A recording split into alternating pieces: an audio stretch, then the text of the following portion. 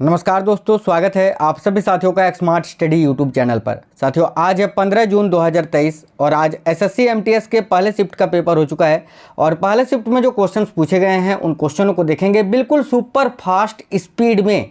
आपका समय बचाना है, इसीलिए जो क्वेश्चंस आज पूछे गए हैं उन क्वेश्चनों को देखेंगे बिल्कुल रफ्तार में, स्पीड में। ठीक है, तो जो लोग आज पेपर देकर आए हैं वो लोग मिला लीजिए कि आपने जो क्वेश्चन का आंसर किया है सेंटर में वो सही है या गलत है।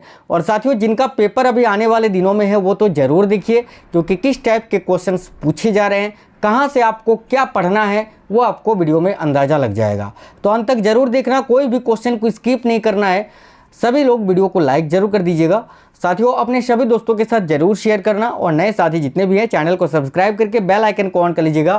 फ्यूचर में आप किसी भी गवर्नमेंट एग्जाम की तैयारी कर रहे हैं, सभी एग्जाम की तैयारी हमारे इस चैनल में आपको बिल्कुल निःशुल्क कराई जाती है। तो चलिए देखते हैं आज के पहले शिफ्ट में पूछे गए क्वेश्चन एसएससी एमटीएस हवलदार एग्जाम 2023 में। ठीक है, तो देखते हैं कौन कौन से क्वेश्चन हैं जो आज पूछे गए हैं। तो देखिएगा साथियों, देखिए क्वेश्चन आपसे कुछ ऐसा पूछा गया था गोल्डन गर्ल के बारे में, है ना। पुस्तक गोल्डन गर्ल ये किसकी आत्मकथा है या किसकी बायोग्राफी है। तो देखिएगा पुस्तक गोल्डन गर्ल जो है ये साथियों आप सभी को पता है कि पीटी उषा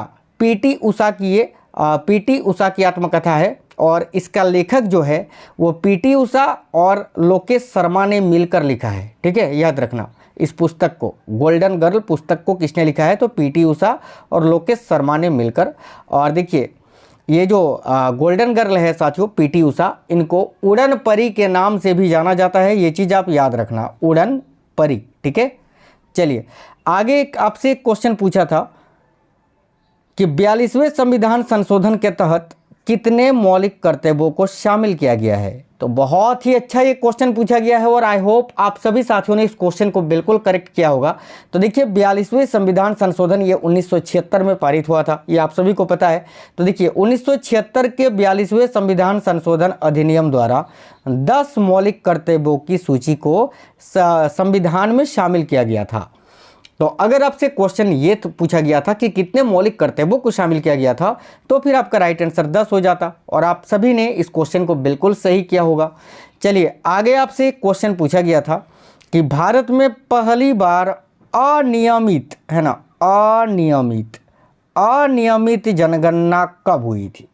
तो देखिए भारत में पहली बार जनगणना जो हुई थी वो 1872 में हुई थी और ये वाला जो जनगणना था साथियों ये अनियमित जनगणना था। ठीक है, और किसके शासनकाल में ये जनगणना हुआ था 1872 में, तो याद रखिएगा लॉर्ड मेयो के समय में। ठीक है, लॉर्ड मेयो के समय में।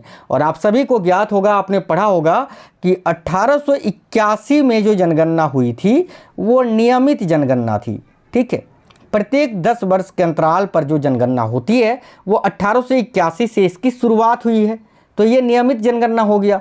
और इसकी शुरुआत किसके समय में हुई थी तो लॉर्ड रिपन के समय में। ठीक है, तो यहाँ पर आज आपसे पूछा गया था कि भारत में पहली जनगणना या पहली अनियमित जनगणना कब हुई थी, तो 1872 आपका राइट आंसर हो जाता। ठीक है, आगे आपसे एक क्वेश्चन पूछा था कि भीमबेटका गुफा ये कहाँ स्थित है। सिंपल सा क्वेश्चन आपसे पूछ लिया था ये। तो साथियों भीमबेटका गुफा ये तो मध्य प्रदेश में स्थित है, तो मध्य प्रदेश इस क्वेश्चन का बिल्कुल राइट आंसर हो जाता। ठीक है, चलिएगा आगे देखते हैं। आगे आपसे क्वेश्चन पूछा था कि मानव शरीर में हृदय से शरीर की ओर रक्त को कौन ले जाता है, ऐसा ही क्वेश्चन था। ऑप्शन में आपका श्वास नली, शिरा, धमनी इस प्रकार का दिया हुआ था, तो आपका राइट आंसर धमनी हो जाता। क्योंकि साथियों देखिए ये हमारा मान लेते हैं शरीर का हृदय है, तो हृदय से जो शरीर की ओर रक्त को ले जाता है वो होता है धमनी, इसमें होता है शुद्ध रक्त। ठीक है, शुद्ध रक्त होता है। और देखिए शरीर से हृदय की तरफ जो रक्त को लेकर जाता है उसे हम बोलते हैं सीरा, है ना, सीरा। और इसमें अशुद्ध रक्त होता है, अशुद्ध रक्त। ठीक है, तो यहाँ आपका राइट आंसर हो जाता धमनी। चलिएगा आगे देखते हैं।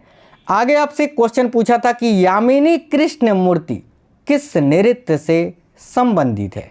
सिंपल सा क्वेश्चन था, लेकिन यहाँ पर आपको ऑप्शन के अकॉर्डिंग आंसर करना था, क्योंकि देखिए यामिनी कृष्ण मूर्ति का संबंध भरतनाट्यम और कुचिपुड़ी दोनों ही नृत्य शैली से है। तो दोनों में से जो भी आपका ऑप्शन में दिया हुआ था वो राइट आंसर हो जाता। भारतनाट्यम ऑप्शन में शायद आज था तो ये राइट आंसर हो जाता, ठीक है। और अगर भारतनाट्यम कुचिपुड़ी दोनों ही था तो दोनों आंसर होता, ठीक है। और अगर भारतनाट्यम ऑप्शन में नहीं था तो कुचिपुड़ी होता, क्योंकि देखिए यामिनी कृष्णमूर्ति का संबंध भारतनाट्यम और कुचिपुड़ी दोनों ही शास्त्रीय नृत्य से है। बात करें भारतनाट्यम की तो देखिए भारतनाट्यम जो है ये तमिलनाडु राज्य का शास्त्रीय नृत्य है और कुचिपुड़ी जो है ये आंध्र प्रदेश राज्य का शास्त्रीय नृत्य है। ये चीज़ आपको याद रखना है। चलिए आगे देखते हैं। साथियों वीडियो को आप लोग लाइक जरूर कर दीजिए। देखिए क्वेश्चन आपसे पूछा था राष्ट्रीय आदिवासी नृत्य महोत्सव कहाँ मनाया जाता है, तो इसका राइट आंसर हो जाता है आपका छत्तीसगढ़। देखिए आदिवासी नृत्य तो भारत के कई राज्यों में मनाया जाता है, ठीक है। एक ढोमरे नृत्य होता है जो कि आंध्र प्रदेश में मनाया जाता है, बाकी खेड़ा, सरहुल, संथाली ये सब झारखंड में मनाया जाता है, ठीक है। लेकिन अगर ऐसा आपसे पूछा था कि राष्ट्रीय आदिवासी नृत्य महोत्सव कहाँ मनाया जाता है और अगर आपके ऑप्शन में यहाँ छत्तीसगढ़ था तो छत्तीसगढ़ करेक्ट आंसर हो जाता, ठीक है। और अगर छत्तीसगढ़ ऑप्शन में नहीं था तो फिर आपका राइट आंसर झारखंड हो जाता, ठीक है। चलिए आगे देखते हैं। तो आगे आपसे क्वेश्चन ये पूछा था कि राइडर कप किस खेल से संबंधित है, तो देखिए राइडर कप का संबंध किससे है, तो गोल्फ से। साथियों कल आपसे एक क्वेश्चन पूछा था जीव मिल्खा सिंह के बारे में, है ना, कि जीव मिल्खा सिंह का संबंध किससे है, तो जीव मिल्खा सिंह महान गोल्फर है, गोल्फ से उनका भी संबंध गोल्फ से था, कल पूछा था, है ना। एक है मिल्खा सिंह जो धावक है और एक है जीव मिल्खा सिंह जो कि गोल्फर खिलाड़ी हैं। ये दोनों चीज़ आपको याद रखना है, दोनों अलग अलग स्पोर्ट्स प्लेयर ही हैं। एक जीव मिल्खा सिंह जिनका संबंध गोल्फ से है और एक है केवल मिल्खा सिंह जो धावक हैं, एथलीट हैं, ठीक है। ये चीज़ आपको माइंड में रखना है। चलिए आगे देखते हैं। साथियों देखिए मेरा हमेशा से एक ही फंडा रहा है, आपको जो भी क्वेश्चंस कराते हैं 100% रियल और ऑथेंटिक क्वेश्चंस कराते हैं। भले मुझे कम ही क्वेश्चन प्राप्त होते हैं लेकिन हमेशा आपको रियल क्वेश्चन जो क्वेश्चन पूछे जाते हैं वही कराते हैं, क्योंकि आज का नहीं है, 2018 से लेकर 2023 तक हमेशा आपको रियल क्वेश्चन ही कराए हैं और हमेशा आपको बेस्ट क्वेश्चंस की प्रिपरेशन ही कराएं हैं, चाहे वो रेलवे ग्रुप डी का एग्ज़ाम हो, रेलवे एएलपी लोको पायलट का एग्ज़ाम हो, एएलपी टेक्नीशियन का एग्ज़ाम हो, या फिर आपका आरपीएफ या एसएससी एमटीएस सीजीएल सीएचएसएल कोई भी एग्ज़ाम हो, एसएससी जीडी का पेपर हो, सीआरपीएफ बीएसएफ ट्रेड्समैन या फिर देखिए सीआईएसएफ ट्रेड्समैन कोई भी एग्ज़ाम हो, आपको 100% रियल क्वेश्चंस ही कराते हैं एनालिसिस में। और हमेशा जो है आपको एक्सपेक्टेड क्वेश्चंस जो कराते हैं, जो लाइव क्लासेस कराते हैं वही क्वेश्चंस कराते हैं जो आपके एग्जाम में आए। एक क्वेश्चन आपसे ये पूछा गया था खुदाई खिदमतगार संगठन के संस्थापक कौन थे, तो देखिए खुदाई खिदमतगार संगठन के संस्थापक थे खान अब्दुल गफ्फार खां।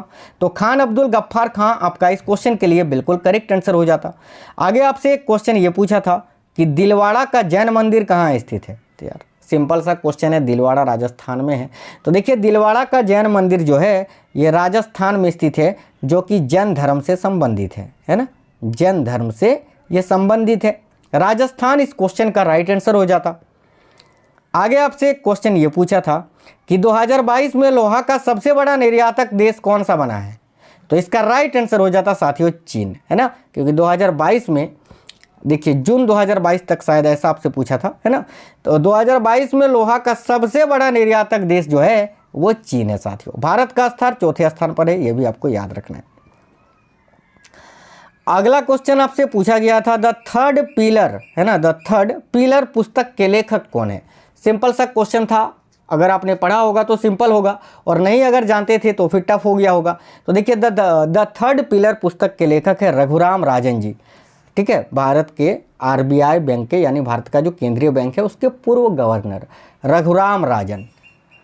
एक क्वेश्चन आपसे ये पूछा गया था कि मुख्यमंत्री लाडली लक्ष्मी योजना 2.0 की शुरुआत किस राज्य सरकार ने किया है, तो देखिए एक चीज़ आपको याद रखना है, इसका राइट आंसर तो मध्य प्रदेश हो जाता, ठीक है। मध्य प्रदेश के मुख्यमंत्री शिवराज सिंह चौहान जी ने सबसे पहले लाडली योजना की शुरुआत की थी 2007 में, ठीक है। 2007 में सबसे पहले लाडली योजना की शुरुआत की थी मुख्यमंत्री शिवराज सिंह चौहान जी ने मध्य प्रदेश में, ठीक है। उसके बाद अभी 2022 में मुख्यमंत्री लाडली लक्ष्मी योजना 2.0 की शुरुआत जो है वो भी मध्य प्रदेश में ही किया गया है मुख्यमंत्री शिवराज सिंह चौहान जी के द्वारा। चलिए तो आगे आपसे एक क्वेश्चन पूछा गया था most valuable player in cricket 2018, यानी 2018 का मोस्ट वैल्यूएबल प्लेयर आपसे पूछा गया था, तो इसका राइट आंसर विराट कोहली हो जाता। अब देखिए ये क्वेश्चन जो है साथियों मुझे पूरी तरह से मिल नहीं पाया है। ये क्वेश्चन आईपीएल का पूछा था या इंडियन खिलाड़ी में से पूछा था या पूरे वर्ल्ड में पूछा था, ये मुझे क्वेश्चन पूरी तरह से मिल नहीं पाया है। अगर आपको क्वेश्चन याद है, कोई भी क्वेश्चन याद है, तो वीडियो के नीचे कमेंट बॉक्स में कमेंट कर दीजिए, ताकि मैं अगले शिफ्ट में जो एनालाइज करूँ उसमें ऐड करके आपको क्वेश्चंस बता सकूँ। ठीक है, तो साथियों आज के इस वीडियो में क्वेश्चंस मुझे इतने ही मिल पाए थे। सारे क्वेश्चन बिल्कुल रियल और ऑथेंटिक थे। तो वीडियो को लाइक जरूर कर देना, अपने सभी दोस्तों के साथ जरूर शेयर करना। नए साथी जितने भी है चैनल को सब्सक्राइब करके बेल आइकन को ऑन कर लीजिएगा। एक चीज़ आपको बता दें, डेली शाम में एक वीडियो आता है SSC MTS का, जिसमें उस दिन के तीनों शिफ्ट के क्वेश्चंस एक ही वीडियो में होते हैं। अगर आप लोग उस वीडियो को नहीं देखते हैं तो जरूर देख लिया करिए। सुपर फास्ट तरीके से आपको एक ही वीडियो में तीनों शिफ्ट के क्वेश्चन आंसर करा देते हैं। चलिए तो साथियों लाइक कर देना, शेयर कर देना और चैनल सब्सक्राइब करके बेल आइकन को ऑन कर लीजिएगा। मिलेंगे नेक्स्ट वीडियो में, तब तक स्वस्थ रहें। जय हिंद साथियों, वंदे मातरम।